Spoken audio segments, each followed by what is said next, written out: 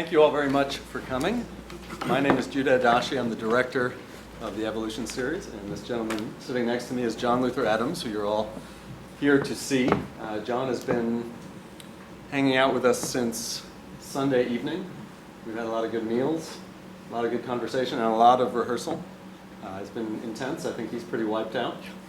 But we're just going to have a chat up here about his life in music for the next 30 or 40 minutes, and I'll invite you all to ask any questions you might have, and then we will get to hear some of that beautiful music.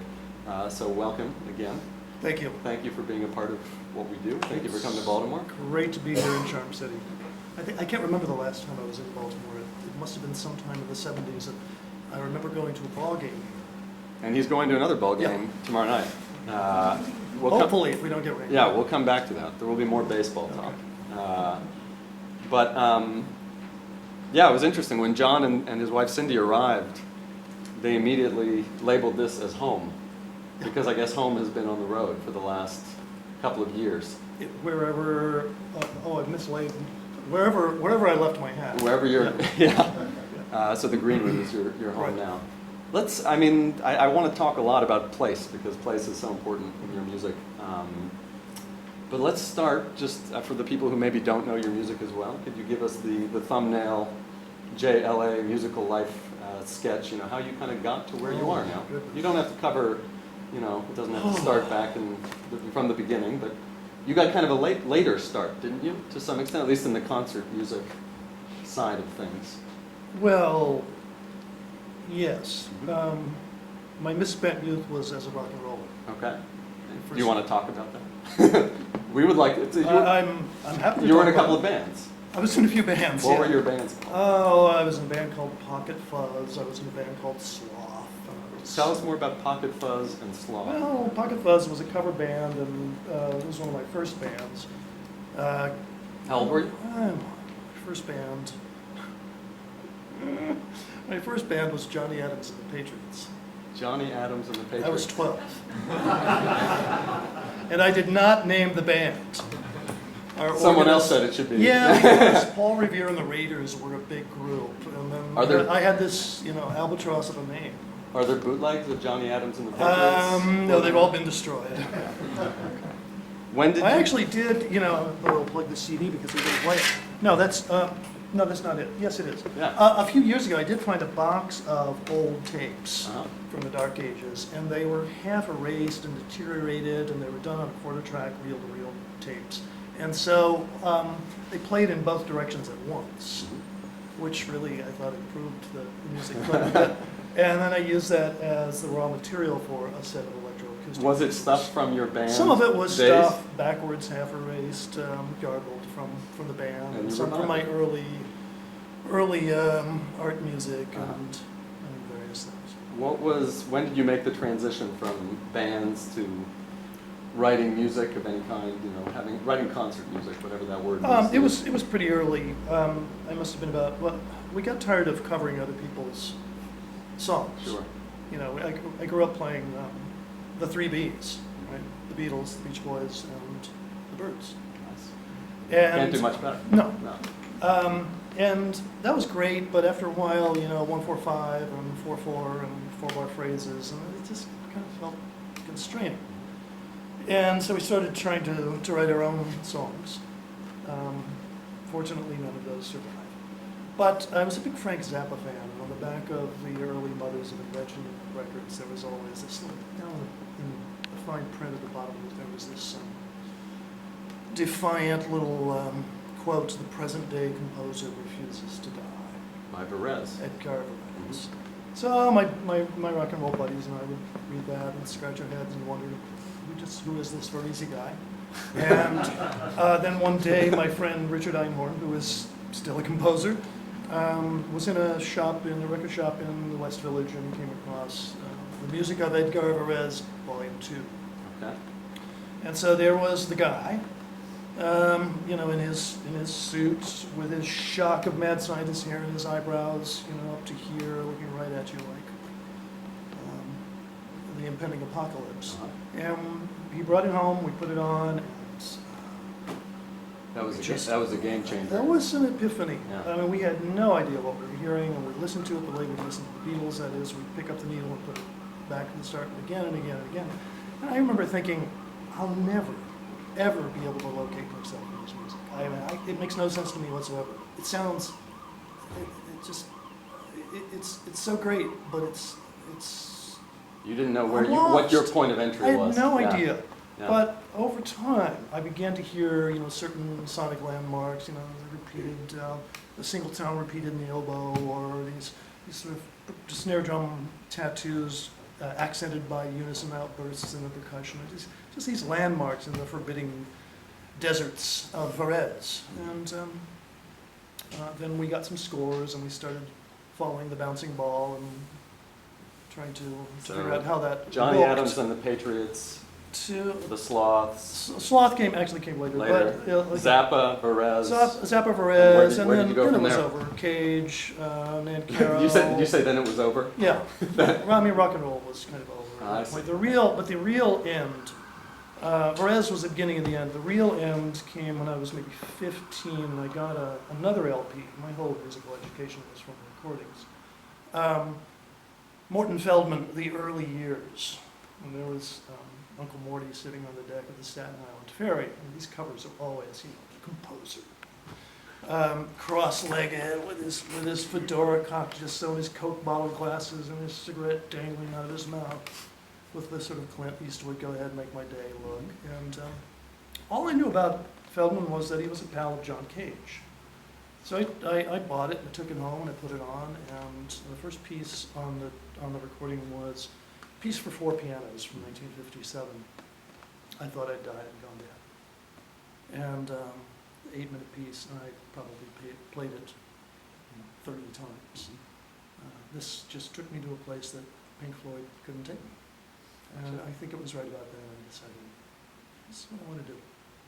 Have you gone back to, do you still embrace Pink Floyd, Beatles, Beach Boys, or did you really leave that behind? I wore it out, I think, You lived it so intensely then. Yeah. It seems like another world in my life. Mhm. I still have certain soft spots for certain groups and certain tunes. Mhm.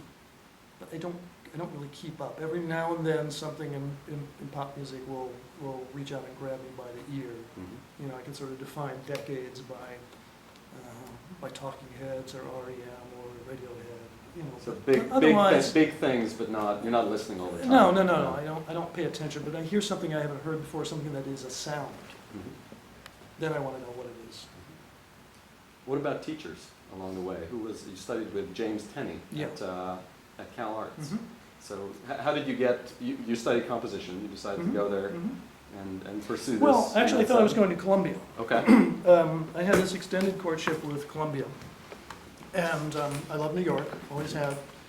And that was the hotbed of electronic music, and I was doing some of that. And it's just where you went if you were going to be in avant-garde music or whatever we thought we were doing. But so I was far down the road with Columbia.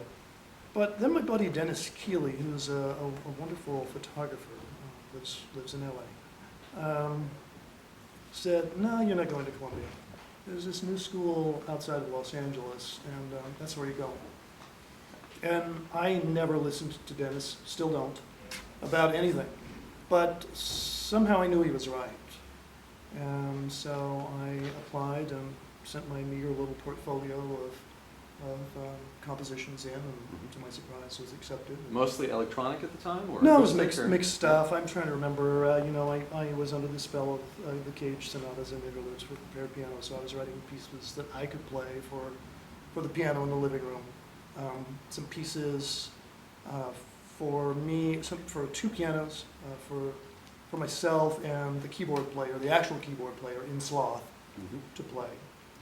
Sloth was, as the name suggests, a trio: bass,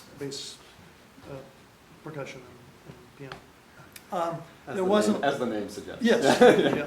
There was a piece for violin and tape, I remember, and some open form graphic score piece. I don't.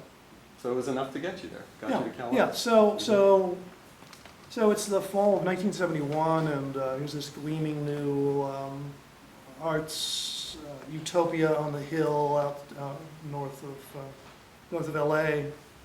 And this know-it-all kid walks into the studio of James Tenney, and he had just, been through Cage and Stockhausen and Xenakis and all of this, and had just read Harry Partch's Genesis of the Music, the big tome in which Partch lays out the historical, the philosophical, and the theoretical foundation for his life's work, which was nothing less than a complete reinvention of music. And 2/3 of the book is tuning and theory, and right over my head. The first third, he takes apart, he rewrites musical history, and throws a European tradition, baby bathwater and bathtub, all summarily out the window. So here I walk into James Tenney's studio, and spouting all this nonsense, and Jim's listening politely, and finally I take a breath, and he looks at me with this quizzical smile and says, "So then, why are you here?" And so it began. Tenney was the ideal teacher for me, and for a few others like me, Peter Garland notably. Did you know much about Tenney's music? Knew when nothing you got about there? Tenney's music. So you showed up. He just turned out to be a very smart, cool guy who had my number. Knew nothing about the fact that he had played in the Harry Partch ensemble, played in the early ensembles of Steve Reich and Phil Glass, was close friends with Carl Ruggles, was the first computer music composer at Bell Labs in the early 60s, I mean, on and on. Was married to Carolee Schneemann. He was a porn star, in art porn. Carolee Schneemann, the performance artist, was his first wife. And we were surprised to see some of the early films of our teacher. It was just amazing. It was just incredible time and place, and I shudder to think what would have become of me musically and personally had I not had the supreme good fortune to stumble into James Tenney's That was studio. Undergraduate? Yeah, Okay. yeah. And then we're skipping some time, and you can slow me down, but Well, no, that's Yeah. easy. That's the end of my education. I dropped out of grad school and went to Right. Alaska. that was where I was going next. Yeah. So tell us, I think everyone here, if they know one thing about you, it's your connection to Alaska. So tell us, That's pretty much it.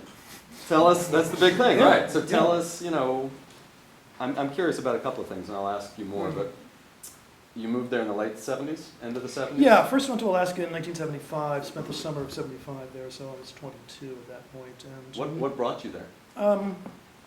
A deep, inarticulate hunger to find a place to which I belonged. I had grown up all over the eastern seaboard in equally homogeneous suburban surroundings and never felt that I belonged to any place. So you were searching for a... I didn't even know I was Yeah. searching. It was inarticulate. Mhm. But the whole time I was in Los Angeles, I was homesick. I was intensely homesick, but I had no idea where home was. So I went looking for it.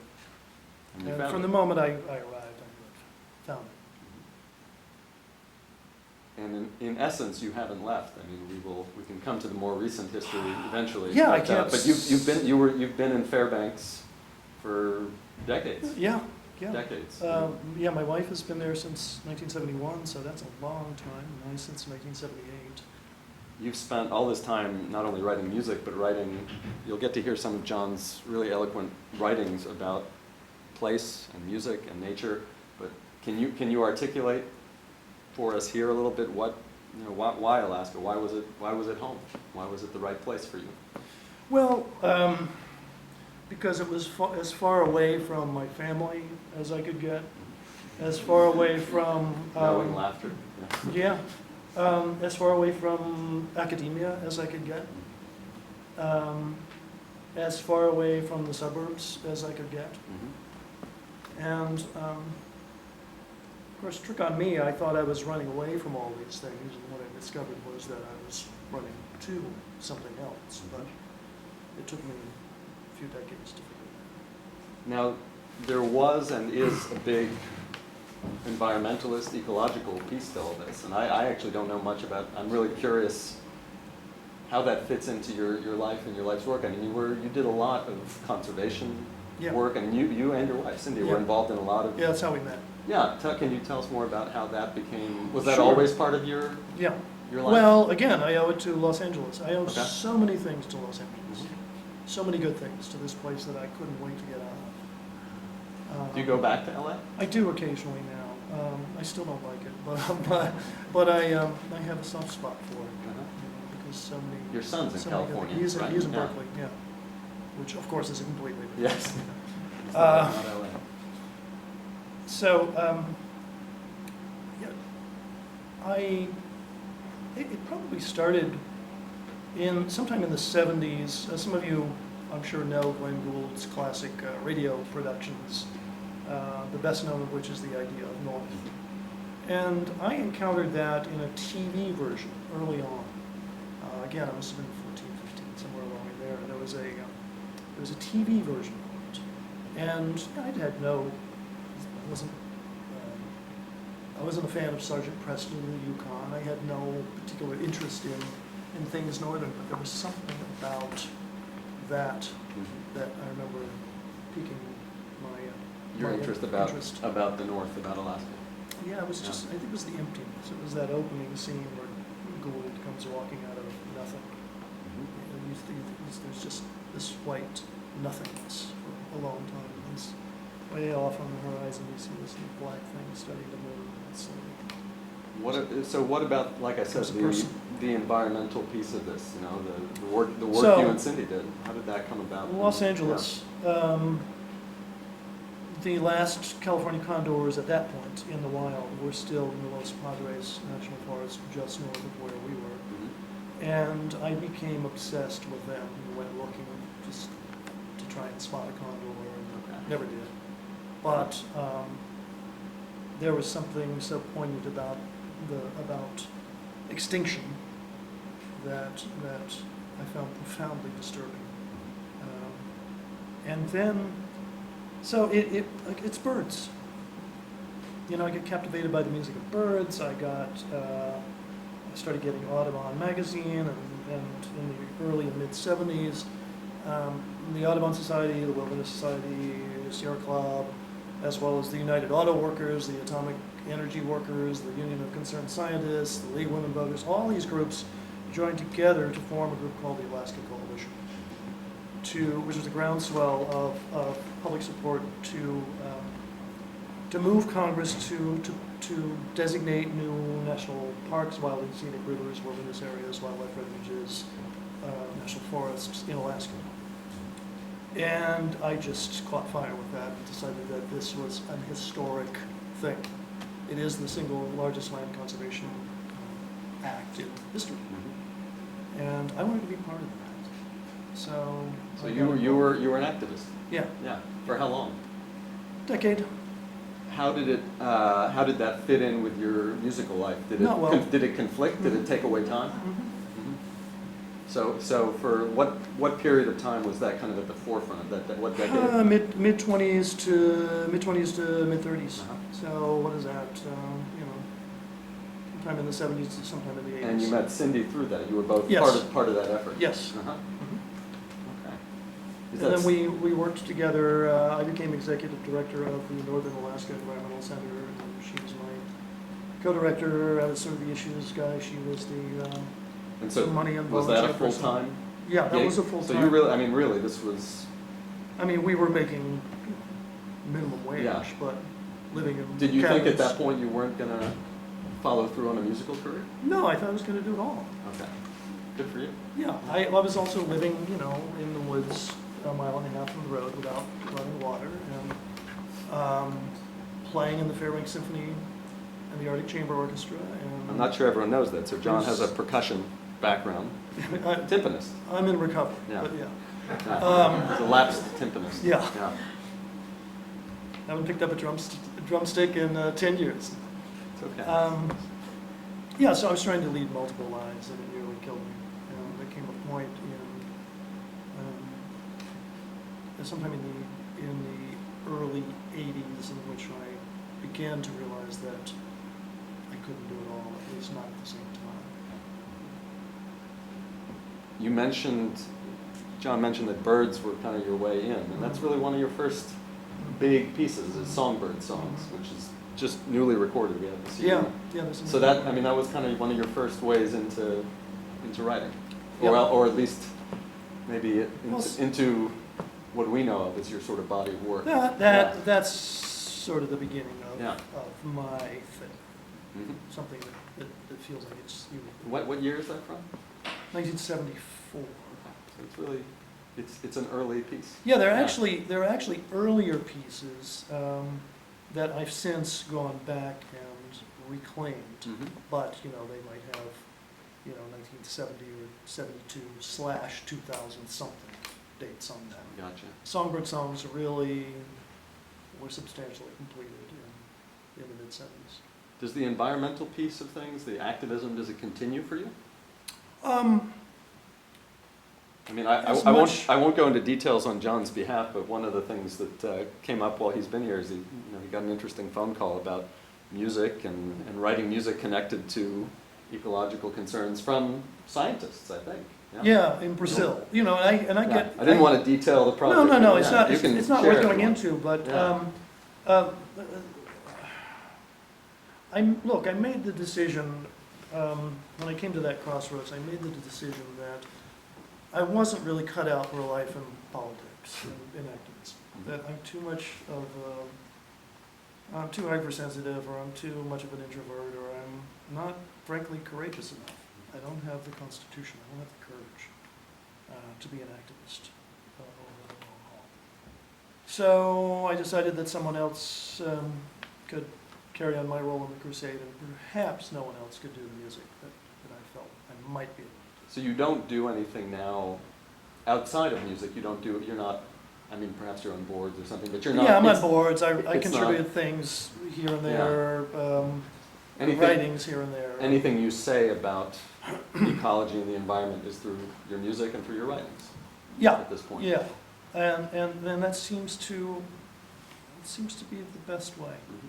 Mm-hmm. The writings actually are interesting. Have you always been a journal keeping On person? again, or off did that- again. Yeah, because that's become a big. I mean, you'll all see if you didn't see on the way in.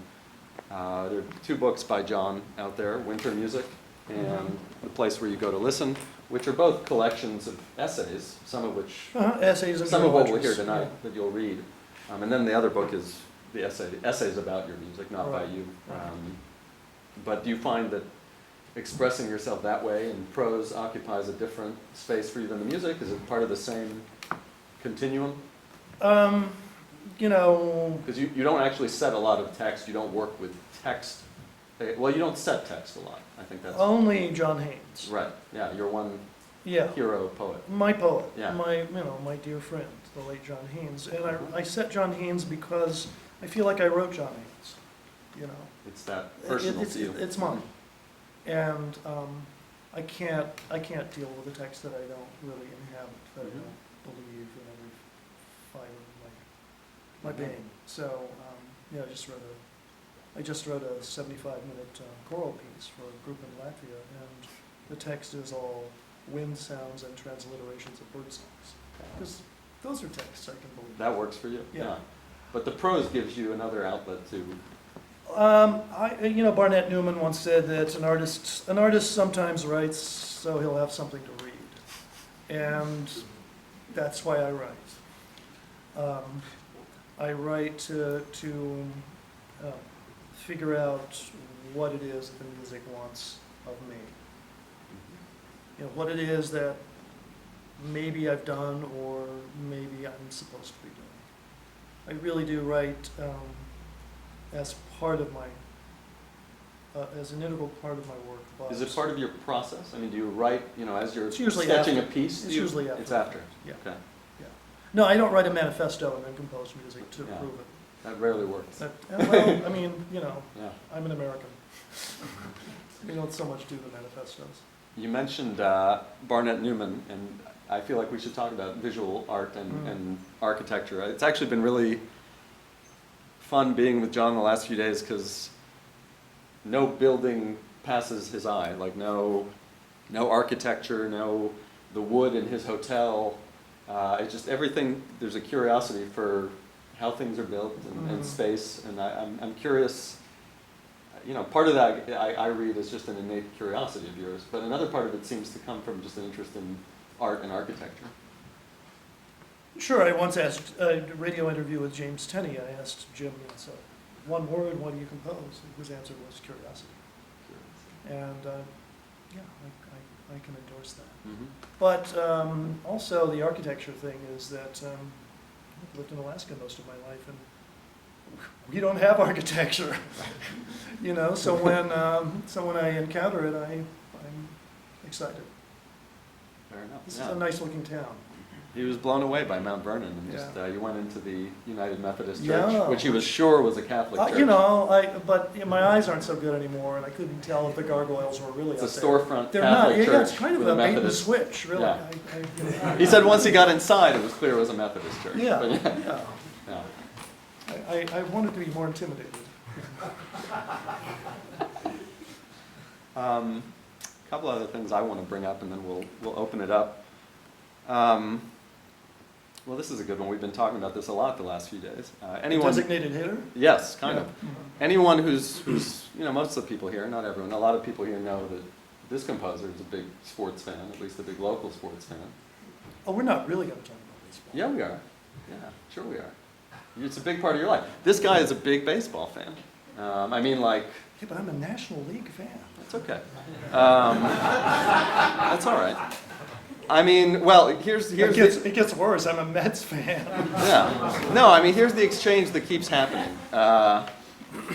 I've told him a few times. I said, you know, we should talk a little bit about baseball, and apparently he thought I was kidding, because, you know, I think I'm curious what place that occupies kind of in his big picture. And every time I say, you know, it's interesting when you meet a composer who's interested in sports, he always says, baseball is not a sport. I don't do sports. Baseball is an art. And tell us. Yeah, I used to Tell say, everyone about I baseball. used to say being an art. baseball is an art, and now I say baseball is a game that aspires to the condition of art, Uh-huh. and occasionally achieves something like. But it's a big part of your, he's going to an Orioles game tomorrow, he's going to be seeing a Mets game later this week, you were at Fenway last week. This is a big part of what you and Cindy do when you travel. Well, we have to have some fun. Yeah, but baseball is like a big sort of, and you keep Yeah. score, you said? Like you sit Oh, there absolutely. with a scorecard. Yeah. So, I think that's interesting. Whenever I meet... I have a soft spot for Barbara Bush. Okay. Elaborate. Yeah. You know, what year was I'm trying to connect all this up. Oh, yeah. it's the worst stadium. Oh, what year was it the Astros were in the World Series and got knocked out? Ken? It was 05, yeah. And there were Babs and Poppy every night, you know, behind home plate, and they're talking about the Crawford boxes, and they've got that stupid hill in center field where somebody is going to get killed running up to get a deep fly ball. But then one night I noticed, wait a minute, Babs is keeping score. I was wondering And how my you were going to get whole from attitude- to Barbara Bush. Yeah. My whole attitude towards Barbara Bush changed. Because She really she keeps is. score. She's your sister. Yeah. She's clearly the moral center of gravity in that family. Understood. I wish she were here to enjoy this. We'll send her the tape. I salute you. Yeah, I don't want to get too deep. It's a into it. I'm just- meditation. I keep score because it keeps me It's important in the to you. game. Yeah. That's why I do No. it. No, I think, you know, a lot of the people in this crowd are, you know, my students here. A lot of people from a music school is not a place where sports generally is, you know, a huge presence. We do have our T-shirts at Peabody Athletics, still undefeated. Oh, yeah. But you know, I think I'm Yeah. fascinated. Chris Rouse is a big Orioles fan. I'm fascinated when I meet other composers for whom this occupies. I don't think it's that uncommon. Baseball's, It may Charles not- Ives and was it- the second baseman for Yale. Yeah, I think some of it may be generational though, and Or maybe people just talk about it Milton less. but- Babbitt was a big baseball. Yes, yeah. Although someone the other day was surprised to learn that when we were talking about that. That's a big So, baseball. but it's a big part of your life. So it's interesting. Barnett Newman was a big baseball painter. I want to, well, I think we should open it up to some questions. So do you all have anything you'd like to ask John about? About the 1969 World The Series. 1969 World Series, yeah, the designated hitters, that's a big issue for him. Sir. Ben? Having heard what you said about the role of activism in your life in the past and presently, what advice, if any, would you give to young composers who do struggle with balancing activist desires to be involved in activism with their music and try to incorporate it in the projects that they take on compositionally? Is there any words of wisdom that you can depart? I don't know about wisdom, but encouragement. I love the question and keep asking the question. That's the most important thing. It gives me hope to hear you ask that question. And you're not alone. I hear this question comes up again and again and again these days. We talk about this a lot in classes. And it's not just lessons. composers, it's young performing musicians, it's young visual artists, it's people in the arts and the humanities who are trying to make sense out of having a life in this part of human experience and having it mean something in these troubled times. And I think there is no answer. There's only the question, and we have to keep asking the question, and then we answer it in a provisional way for each of us. And your answer may change as your life changes. And it can change with each piece. It can change all the time. Just keep asking the question is really the best advice, the best encouragement that I could give.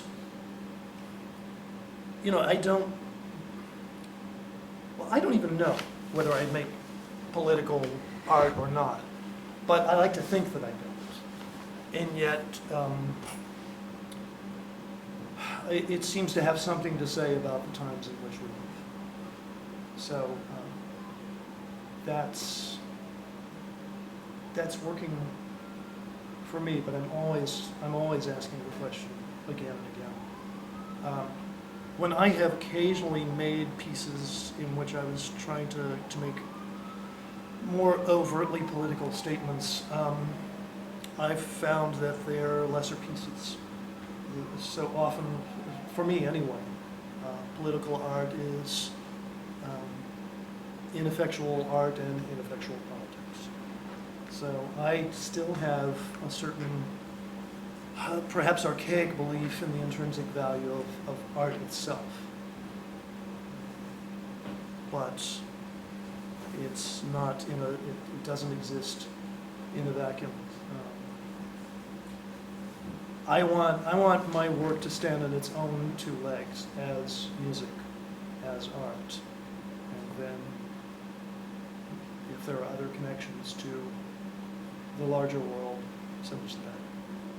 Yeah, and if I can chime in, I think one of the things that's happened, at least with someone like John, is that the body of work kind of embodies something or occupies a space in the bigger world. Whether or not it's making overt statements is not so much the point, but I think you're... That's nice. Everything that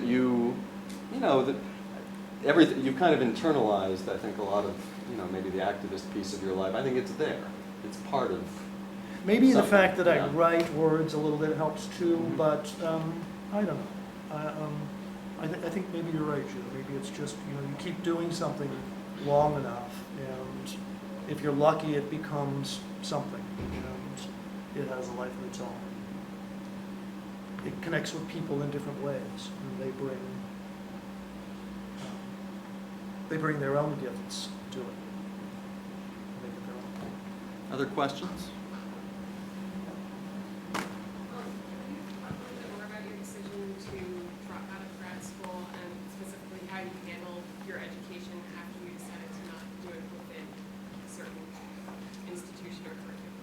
Yeah,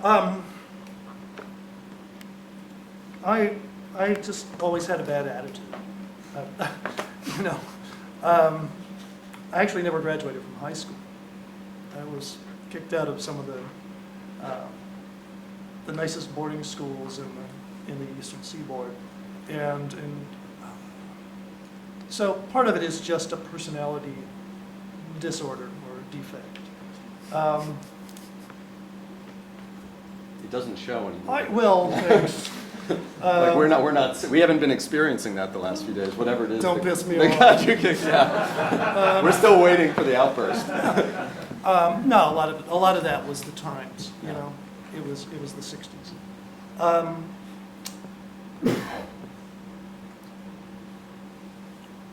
My friend Peter Garland, the composer, we were sort of two sides of the same coin. Peter often jokes, you know, he's culture, I'm nature. He went to Mexico, I went to Alaska. And now we're sort of trading places because he's living in Maine and I'm living more in Mexico. But there was, for whatever reason, I had these role models, you know, Ives, Parch, Pauline Oliveros, Cage. Nancaro is a really good one. These, I don't know what they are, cranks, iconoclasts, rugged individualists. I think you said somewhere that those are the people that, in the music world, that burned the house down and started over. Each one Yeah. for themselves. Yeah.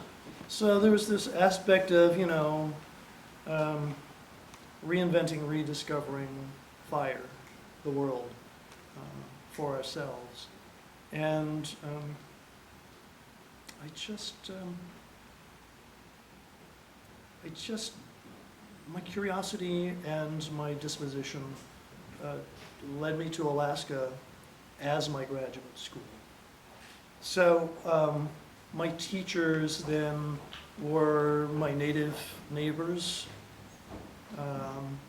They were my relatives, the wild animals. My school was the wilderness. My apprenticeship was playing timpani in the Fairbanks Symphony, which was an incredible experience of being inside of orchestral music, learning the scores, being sort of the backseat driver because timpanists can do a lot of damage. You know, so I got to study the orchestra that way, and it's a do-it-yourself approach, which I think is very Alaskan and in some ways very American. I'm just not an institutional guy. I should say that John has spent some time as a teacher, couple of semesters at Harvard, several semesters at Oberlin. Yeah, So a couple of years at Oberlin. You did come back around. Bennington College, yeah. Benign tone collage, that's my college. Yeah. Yeah, this sudden outburst of respectability is Yeah, you still, mentioned that. yeah, I'm not entirely comfortable with it. No, and John alluded to something I meant to ask him about, which is that it's not just Alaska now. Now there's home bases in New York, Well, and there's Mexico. we're actually, at this point, we're kind of officially homeless. Right. Yeah. I mean, literally, right now, Yeah. that's why I finally got an explanation that when he said, "This is our new home, Baltimore," he was dead serious. It's like for the next 2 days. Yeah, this is home right now. Yeah. But yeah, it's a new adventure, you know. Yeah. Before it gets too late, we figured my wife is really she's the stout-hearted one. But we just decided that it's time for a grand new adventure, like going to Alaska in your 20s, I suppose. So I think I saw we're another shaking it up. couple of questions. Scott? Yeah, I wonder if you could talk about motivations for writing. You talked about how you don't intend to write overtly political music or anything like that, but is writing music for you, like you were talking about writing text and then you write what you want to read or you write what you want to hear in your music, or is it an expressive thing, or what exactly motivates you to write? Yeah, great question. No, I have no interest in expressing myself in music. And I don't have much interest in hearing other composers express themselves either. For me, music is something else. It's worthy of a lifetime's devotion because it's bigger than we are. And by now, I compose because I can't do anything else. I have no other skills. I'm completely Did we just figure unemployable. out back there? I'm left-handed and breathing. Yeah, no, you said So something there's else still a backstage. Yeah. pitching career. Yeah. Oh, yeah, that I can pitch with He both can hands. throw with Yeah. both hands. Yeah. Yeah. So, you know, And he said, so I have that. That's my one skill, he yeah, said. that's it. That's my one Yeah. marketable skill. No, I compose because I have to. And, but I try to put it off as long as I can so that I only compose when the state of not composing is more unendurable than the state of composing. Seriously. But it's not, composing is not what I do. It's how I understand the world. It's how I live. And I can't any longer separate composing from the larger fabric of my life or the larger world that I inhabit. Just what I do. I'd like to take just one or two more questions and give John a little break. All the questions, this is a great thing, but all the questions so far have been from composers. I'm curious if any of the non-composers in the house. Are there any non-composers in the house? Two hands go up. Yes, yeah. good. Andy, do you want to? Yeah, Yeah. but it hits into the writing aspect again in terms of when you said after. I know even less about writing than I do composing. But in terms of the process of composing and you learning about what it is that you're up to, you spoke of, I guess part of the digestion is that you then write. And I'm Right, wondering what yes. other elements are involved, like audience, or what other elements are involved in your coming to understand what it is that is growing, you know, So what else goes into my understanding of the music? of that you're composing at the time as you're going through it. Or after the fact. Or after, right, It usually happens exactly. after the fact. Right. Because, you know, I always feel that if an artist knows, as an artist, if I know what I'm doing, then I'm probably not doing my job. So it's often afterwards that I kind of figure out what it was about. And that happens through writing. It definitely happens through other people's understanding of, experience of the music. Performing musicians, listeners who in one way or another make the music their own. It's not finished until you make it yours. And I can't understand it fully until that happens. And then, you know, watching, going to an art exhibition, watching a baseball game, spending a few days camping in the desert with birds. These things all help explain to me what I'm doing. One more question for John? Jason? So, Wait, are you a composer? I'm afraid he is. No. He showed up his hand so fast, I felt respect. A lot of your music has a very a rigor to it, a mathematical unfolding. And I'm just wondering how philosophically that is like an underpinning for its relationship to place or not, or how those two things are reconciled in your. Yeah, that's a great question. Everybody heard it.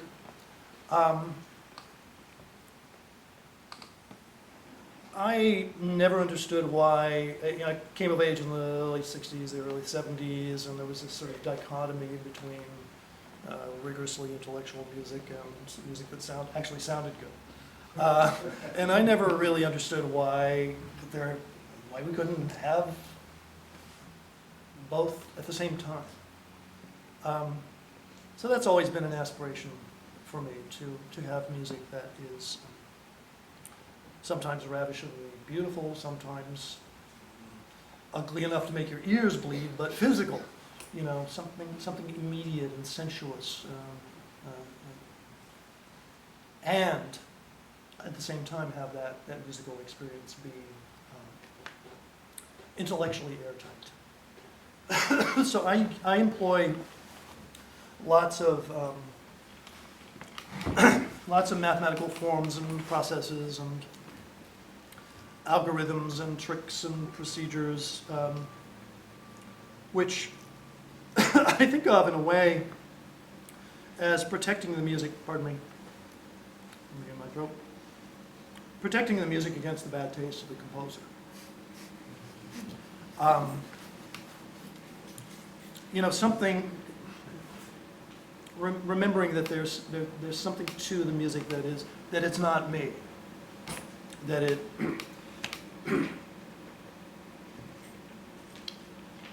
has its own breath, its own desires, its own mind.